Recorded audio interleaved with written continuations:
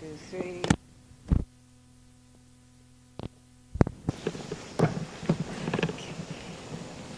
Well, usually I ask people to just give a verbal consent that you just agree and say yes in your name, that you're agreeing to participate in this oral history and allow the museum to keep it as part of their archives. I do agree, and my name's Philip Lamont Ewell, and I agree to allow them to keep it in their archives. How do you spell your name? The whole thing. Oh, okay. First name is Philip, Philip, and I go by just the first initial instead of full name. And then my middle name, Lamont, Lamont, and last name is Ewell, Ewell. And what is your current position? Fire Chief for the City of Oakland. Okay, and how long have you been Fire Chief?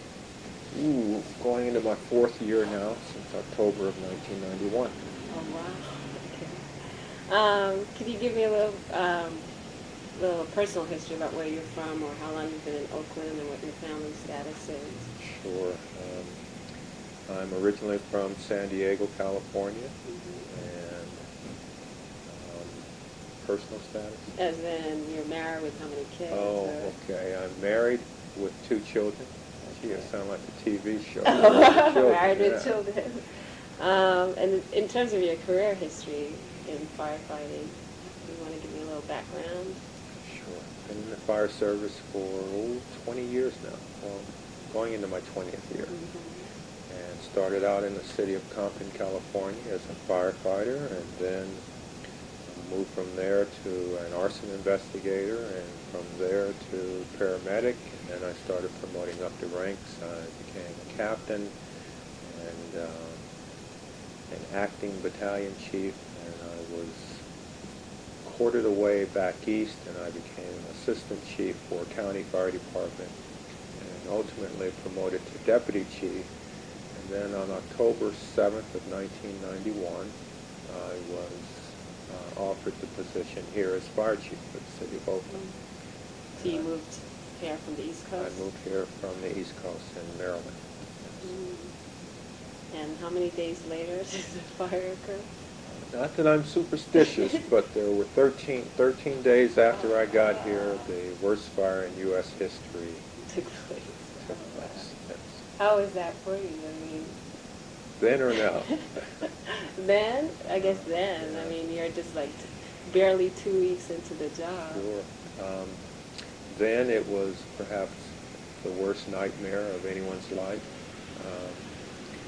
It was, without a doubt, the most challenging thing that I've ever had to contend with, both with the magnitude of the fire and the devastation. I mean, we lost some 3,000 single-family homes, an additional 400 to 500 multiple homes, apartments, complexes, those types of things.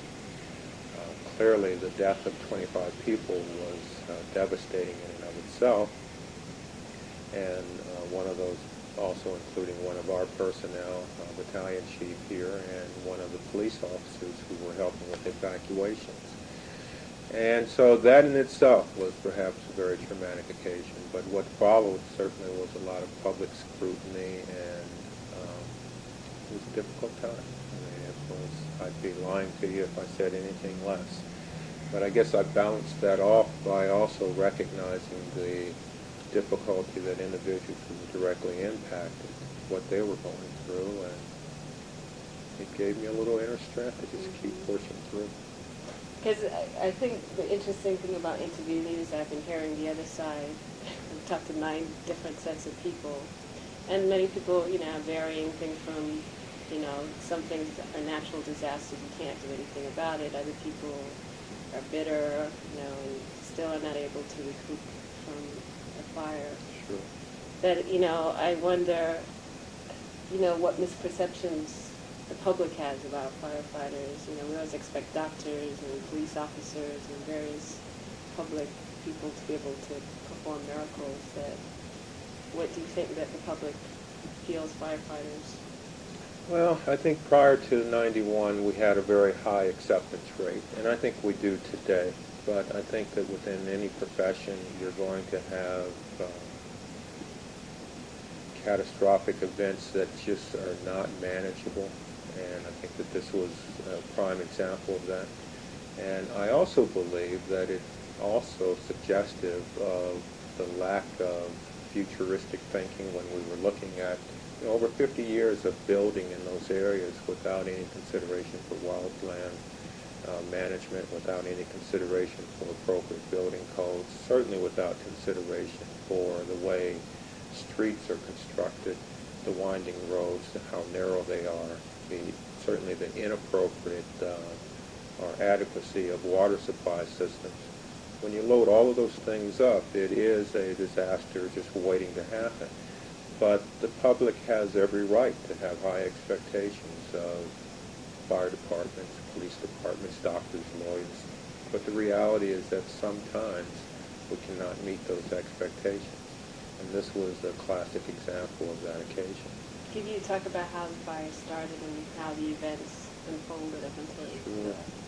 The fire, as we know it, started behind a home on Buckingham Road. We believe that it was a result, and this is still in theory for us, that it was the result of an illegal construction effort being made of one of the homeowners to build an additional unit on the back. As I know it, we did not have permits for it, and that's what I refer to as illegally being constructed. And as a result, we've determined that even though it's still an open-ended investigation, we suspect that it was accidental and that it wasn't an intentionally set fire. From that, the fire occurred. We responded on that Saturday, and for us it was a fifth alarm fire, which means that we sent approximately 80 to 90 firefighters and equipment out.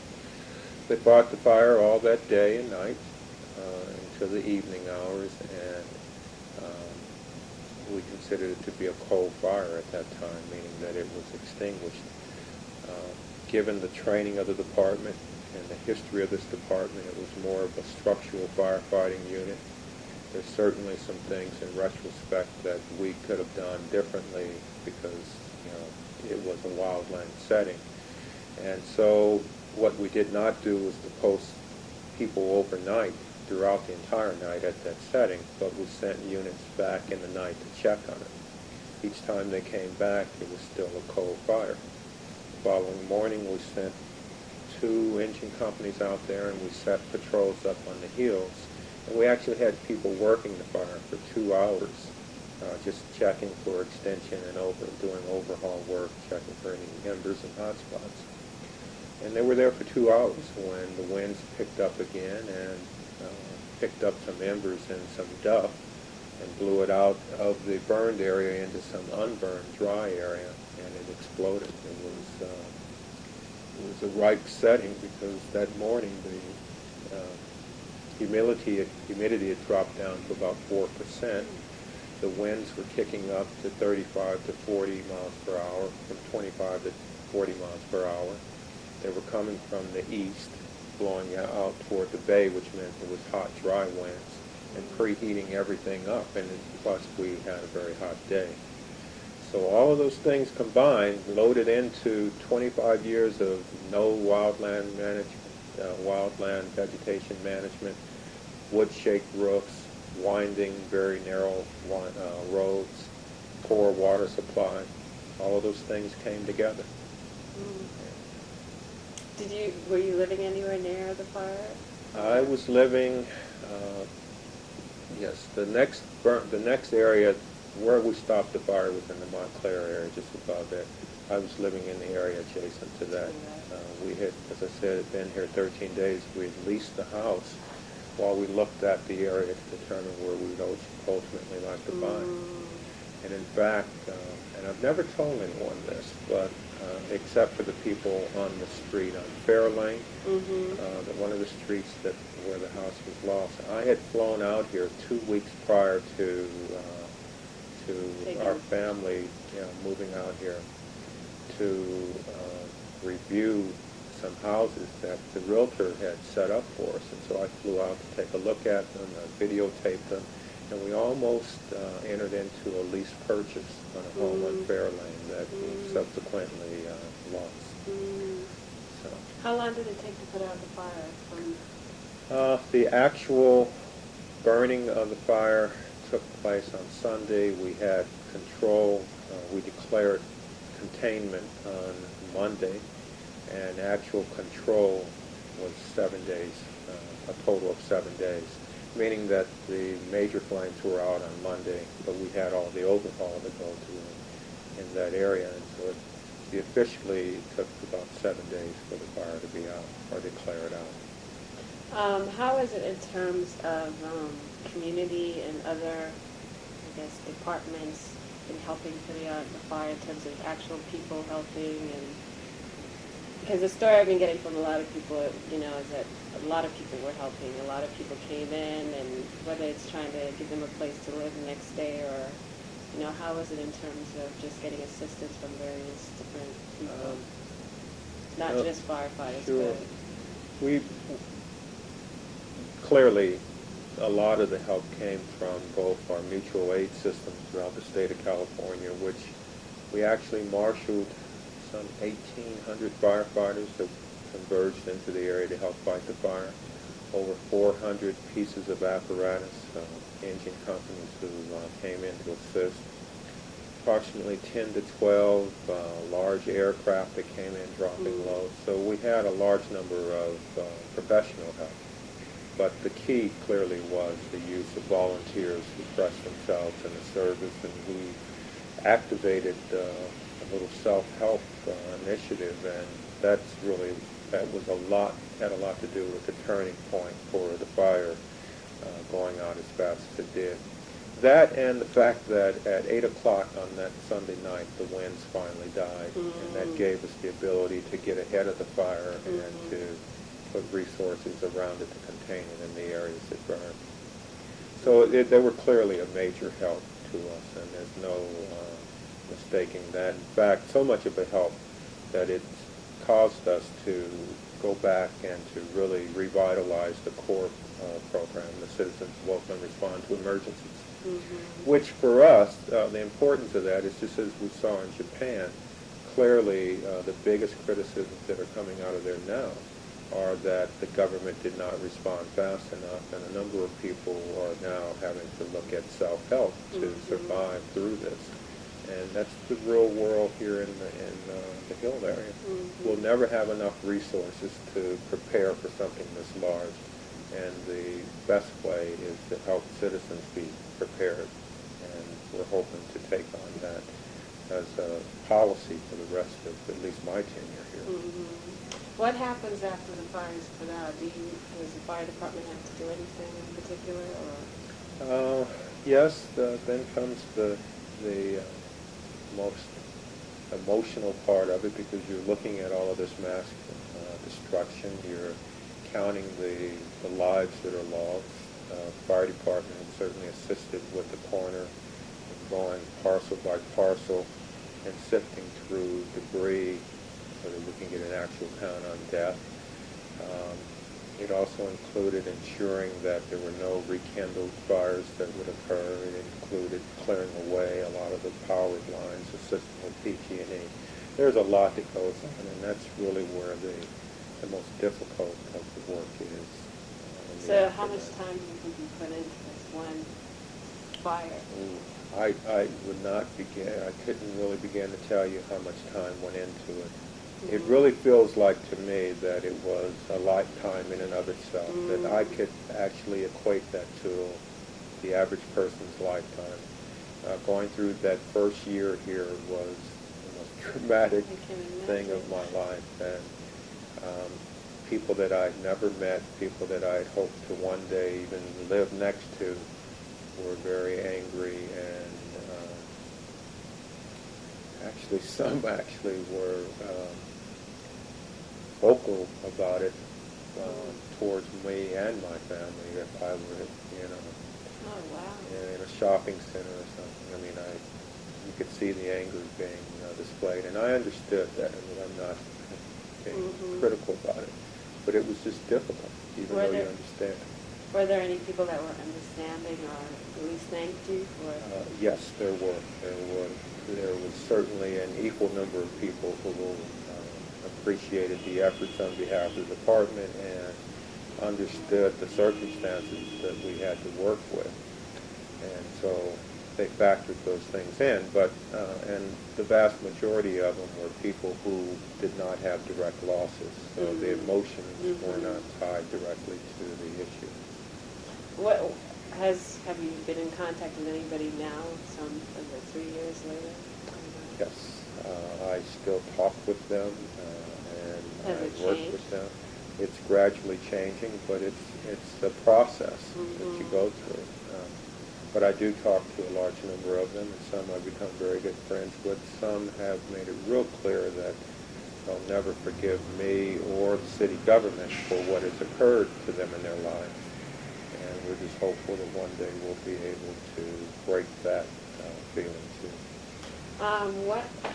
What kind of changes have been made in terms of now that people are rebuilding to make sure that something like this can happen again?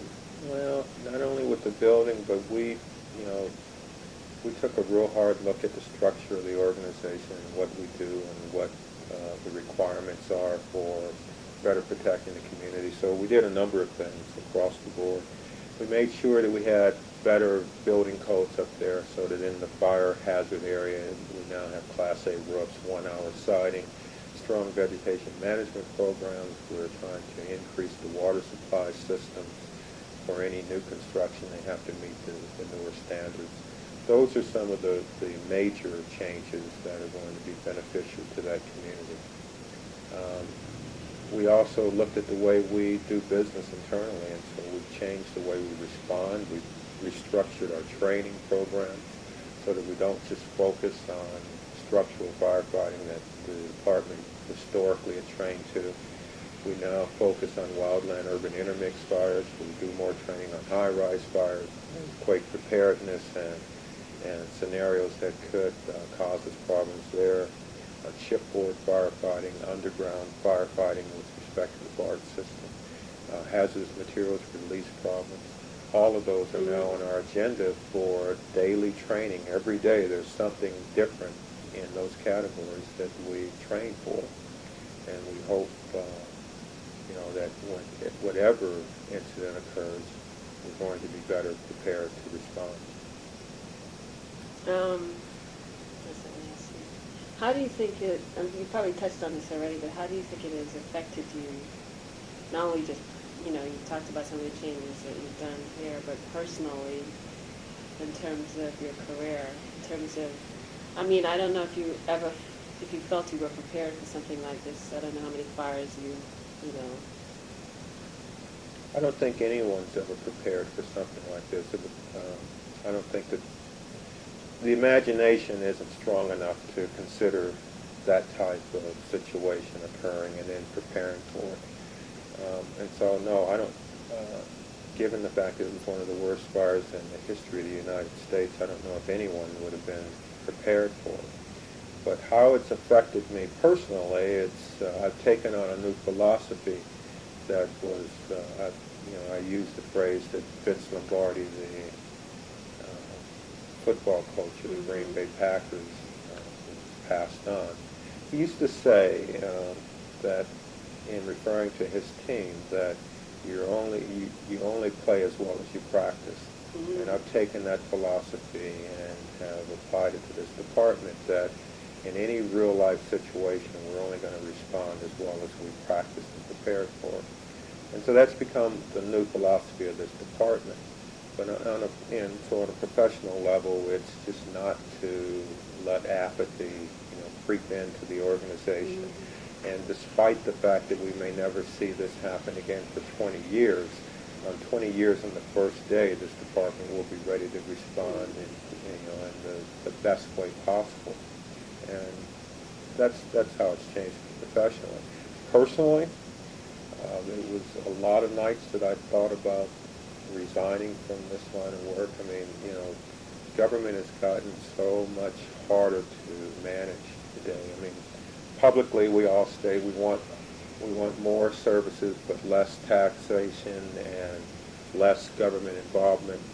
And it's really hard being a public servant today. And I don't say that in a bitter way, because I'm that way too when I look at some of the policymakers statewide or nationally, I wonder why are they getting involved in these, or why are my taxes up so high?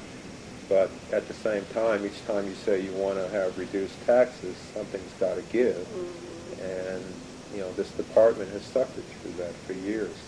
In 1975, there were 725 firefighters. On the day of that fire, we had something like 450 on the department. So we've gone through years of downsizing to respond to public pressure with respect to reduced taxation. But then you get into one of these scenarios where suddenly you need those resources and they weren't there. So personally, I thought a lot about maybe leaving. I had some job opportunities in the private sector, and I thought a lot about it. And I cried a little bit about it and boo-hooed and stayed up late nights wondering, where to take my life. And when it was all said and done, I had to remind myself why I even wanted to be a public servant. And it's because I truly believe that government has a role, be it a limited role in providing services that you can't just go out and contract for or get from the private sector. And so I still believe in government. I still believe in being a good public servant. And I've gone beyond that now, and hopefully I'm back on track. How was it for your family? I've really been blessed in that they've been very supportive. And their main focus or concern was on me, because it was hard for them to, it was hard for me to get through a lot of this, and they gave me the space to come home and kick the dog and to scream and yell and to be left alone, and so, they managed to get through it. And we also went through some family counseling too. Mm-hmm. How did you decide to become a firefighter? What is your... Because in college I found out that you can't go to med school with C pluses. I was a pre-med major in college. I did my undergraduate work originally in biology with hopes of going to medical school. And the best that I could get was a B minus, but a strong C plus, and there were very few medical schools that would allow you in with that type of grade. So I looked around at what I wanted to do, and Xerox Corporation was recruiting for management level people, and I was one of the people they brought in, and I switched my major to business administration, graduated in business administration, but then just found out that the corporate world, at least as it looked at that time, was just not what I really wanted to do. I mean, it was a lot of shark-infested waters more than anything else. And that's not an indictment on Xerox, but the people that they brought in, I mean, we were so busy competing against one another so that we can get to that next level of the ladder that it wasn't the way I wanted to spend my life. And so, as luck would have it, there was a recruiter coming around advertising for the fire service, and I said that seemed more like a challenge that I would like to take on, and I looked more into it, and after about 3 years of testing around, I finally latched on to an opportunity and got hired. So it was more like a serendipitous experience than it was, focus that that's what I want to do in my life. It was after a lot of consideration. Do you know how many or what percentage of African Americans are on? With Oakland? Yeah. With Oakland, let's see, out of 400, and right now we're at about 450 filled positions. And I'd say that approximately 1/3 of those are African Americans. This city actually has a very rich history of having hired African Americans, like 50 years ago. Now, they didn't have it good, don't get me wrong, and it was segregated, and so, African Americans were up in certain areas of the city, and that's the only place they were allowed to work. But I think as late as the 1950s, or the early 1950s, they actually had African Americans here, which is unusual. But in the fire service in general, it's very dismal with respect to African American representation, both men and women. I think that there are some 32,000 organizations in this country alone, and over 200,000 professional firefighters. And I would say that, you know, I'd be willing to bet that there's less than 10% that are African American. I don't know too much about the history of Oakland Fire, but are you the first black fire chief or no? No, I'm actually the third Really? black fire chief in this city. Yeah. Do you think, well, this is kind of a weird question, but do you think that your race had anything to do with the criticism, or do you think it was just that maybe you were judged harsher, or could it have been that you were new, or just the fire itself? Do you think there were any other additional factors? You know, I think that it could have been a combination of all those things, depending on at which given time what type of criticism was being leveled. I think that there was a splash of all of the above. I know, you know, right after the fire, people were very critical of the fact of how could you bring an East Coaster in here that knows nothing about wildland fires. And then it was determined that my background was from Southern California originally, and that I fought in the Malibu fires in the 70s and 80s, and in the Orange County fires in the 80s. And so the focus then went from there to, well, he was too young. I was 38 years old, and he was too young for this. And then they looked more at my background, and so that went away, and then it was, you know, one thing after the other.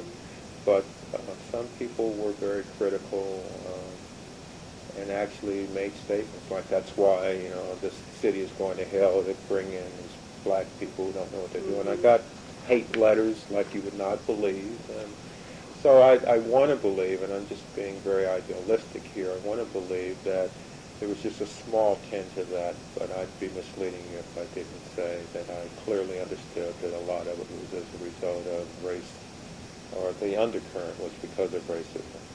I remember, you know, I had to go to a lot of community meetings and deal with some of those individuals who were upset, and I always believed in going out myself and talking with people and not sending my staff. But I remember one night in particular where I was so incensed that here, you know, I've spent a fairly good and had a good successful life in the fire service, and have, I think, credentials that are at least equal to most who can say that they've been successful. But yet I was sitting up there, and before people, I mean, I was up on the stage, and there was this community of people, and people were clearly upset. And they were asking me to recite my background as though they had to make sure that I was even qualified to discuss this matter with them. And I remember being so incensed, but just understanding, you know, what went on, trying to put that aside. But I can sometimes be very critical, and I remember wanting to say that now that I've recited my background, let me hear yours, so that I know that you can tell me in good faith that I screwed up and you have a basis for it. But we all know where that would have taken us, and it would have moved us from the issue to just personalizing things, and I tried to go beyond that. How is it in terms of city government support? That was very major. I mean, I had a great deal of support and understanding from the mayor through the city manager and the council. Clearly, they understood the broader issues, and they stuck with me throughout. In fact, you know, just a little secret statement, secret on the tape. Yeah, no, that's I remember, you know, the unfolding of that day. I mean, that Sunday morning, I had gotten up and I had agreed to give out awards to the Special Olympics group who were doing some swimming events. So I put on my dress uniform, and I was out that morning at about 7-ish and watching the kids swim and giving them the awards. And really, it was a fun occasion. And at about 10 o'clock, I got paged, and they explained to me that there was a fire, and I told them to keep me abreast of what's going on. About 11 o'clock, this thing was now starting to explode and to really get big. So I left and went directly to the fire. And the only reason I knew how to get there was because you could see the column of smoke, right? I mean, that's how I found where I needed to be. And I got there, and I took command of the fire, and we started the process. So I went through that whole night, and things just started unraveling. I mean, we couldn't communicate. The radio system was bad. The power lines were going down. We didn't have enough resources. We immediately started running out of water because it's all reservoirs up there. And when the power lines went out and we sucked the water out, there was no way to replenish the reservoir because they're pumped in. So, I mean, everything that could go bad went bad. And I kept asking my staff, when does this wind die down in this area? Well, usually by 1 o'clock. You know, and we're in the command center trying to map out directions and how we're going to get people assigned. 1 o'clock passed and this wind is kicking up instead of slowing down. And we're competing with resources because very few people knew that in the county over there was another major fire where a lot of the resources had been diverted early. And so we were competing with air attack, and finally they had diverted their resources and we got our air support. But the winds were so high now that the air support was not of any value because as the water began to drop, the wind just dispersed it and we had no real support. And we knew we were tracking where people were starting to get lost, and actually being killed. So I had all of this stuff going on and I just, going bonkers, literally. So the night continues, and sometimes around 8 o'clock or so, we started getting communication equipment in so that we can at least communicate with people and we knew what they were doing, where they were at, and we could do some better reconnaissance. And this went on until about 7 that morning. Well, at 7 that morning, I was summoned by the mayor and council to appear here for a news press release, conference. And all I can think of, I just left the Washington metropolitan area. I mean, so you talk about hardball politics. I know how they're played out. Not that I agree with them, but I know how they're played out. So driving back here, my staff person was driving and he was talking to me. And to this day, I don't remember anything that he said because I was busy thinking, well, obviously they're going to fire me. And da-da-da-da-da. And so when I got here, I was just prepared to, I was ready to explain exactly what had occurred. And I, after spending 24 hours with this group of people up here that I'd never met, there was no way in the world anyone could tell me that they didn't put their heart and soul into it. And I was ready to talk about those issues. But I was also prepared to have to deal with the media directly.